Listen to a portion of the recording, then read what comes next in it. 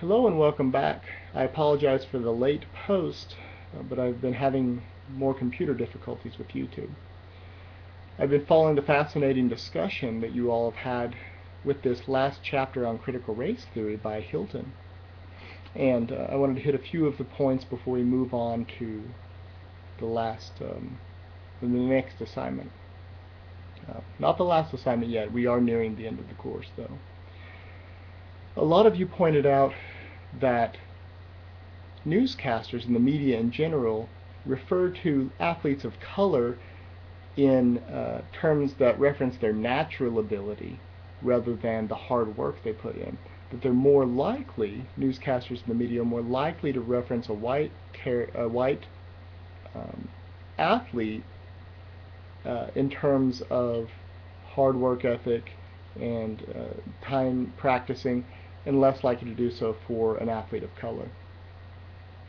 Now, I think that he's given us a fascinating bit of analysis to apply to other things, and some of you have even brought in examples from other sports where you see this happening, and so I think this is a good thing to be aware of. Right, these newscasters aren't doing it intentionally or consciously, but unconsciously they're falling into the same underlying racist reasoning. So great job in pointing that out. I also saw a big discussion about the race card, and I think that while I do agree that there are times when someone can use their race in a way that might be inappropriate, I think that people, not you guys have been using it in a good way, but I think that there are people that I have talked to that use the term race card when they really don't want to look at the complexities of a situation and how race might factor into it. Now, race card is a funny term for me because I'm Native American and I'm a citizen of the Cherokee Nation, so I physically have a card that says that I'm Indian, and then I have a card that says I'm a citizen of the Cherokee Nation. So for a silly hypothetical example of using the race card, I would say if I pulled my Cherokee Nation card out of my wallet to prove to you why I should get the last cookie on the plate, that would be silly, and that would be an example of maybe playing the race card. But in a lot of other instances, there might be more complex reasons for people doing things, and so I would just caution against using that term without doing the work to really look into all of the nuances and complexity of the situation, or that term. A couple of the things that I thought were really interesting, someone who brought up the Olympics, and I think it's really telling for newscasters to talk about natural ability of the Olympics, because those athletes, no one gets to the Olympics based on natural ability, and even if they did, you couldn't say it was because of their race. Those athletes spend hours upon hours every day training, and so to get to that level, the natural ability is completely false.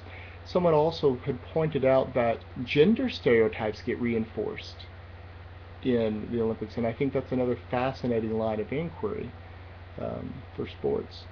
So great discussion, great points being made. The next thing we're going to do is read the last chapter in Hilton's book called Anti-Racism in Sport, and this will be, I believe, the last Dropbox assignment. I don't have the reading schedule in front of me, but I believe it is our last Dropbox assignment.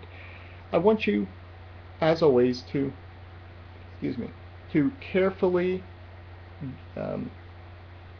answer the question in a thoughtful response.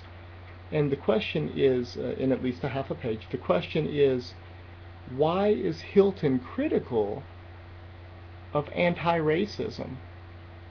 Anti-racism sounds like a term that is against racism. Racism is bad.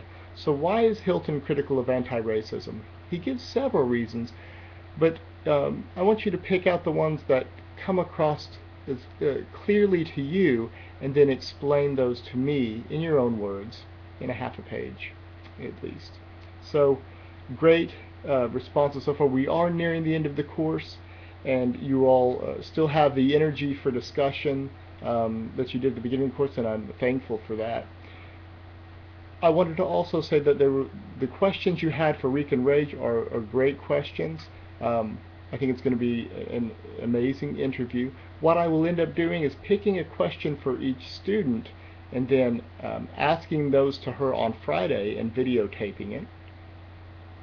And I know that that's the end of the course, but I hope that you all be invested enough in the questions that you created and all of the research you did to be able to watch the video and to analyze. You don't have to write anything down, but just to think about how one roller derby person's experience might make some of this more abstract stuff that we've been reading and talking about a little more concrete. All right, so great job. Make sure for Thursday that you do the Dropbox assignment and finish reading Hilton, and I will see you all next time.